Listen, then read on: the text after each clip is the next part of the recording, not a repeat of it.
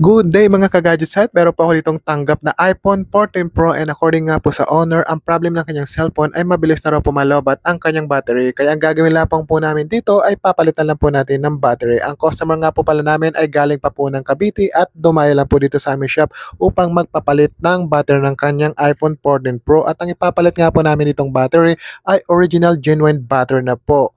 Automatic na po itong 100% battery health at dahil original battery nga po ang ipapalit namin dito, wala na po itong unknown part message sa inyong settings na mababasa po. Dahil itong battery po ay registered na sa inyong cellphone kaya wala na po itong unknown message. At oo nga po pala mga ka-gadget site, ang pagpapalit nga po ng battery ay nakadepende po sa inyong observation. Kung mabilis na malobat ang inyong battery ay pwede na po kayo magpapalitan yung battery. Meron po kasi kaming mga na-encounter na nasa 90% pa ang kanilang battery health ay mabilis na pong malobat. Meron naman kami na-encounter na nasa 50% ng battery health pero ang tagal pa rin malobat. So depende po ito sa inyong observation kung kailan po kayo magpapalit ng inyong mga battery. At sa mga gusto po magpa-repair ng inyong mga cellphone, pwede po kayo mag-walk-in sa aming shop. Pwede nyo po yung panoorin at hintayin habang ginagawa po namin. At kung kayo naman po ay malalayo at nasa probinsya, pwede nyo po ipadala sa amin via LBC. PM lang po kayo sa aming Facebook page upang makapagbigay po kami ng exact details kung saan nyo po ipapadala ang inyong mga cellphone.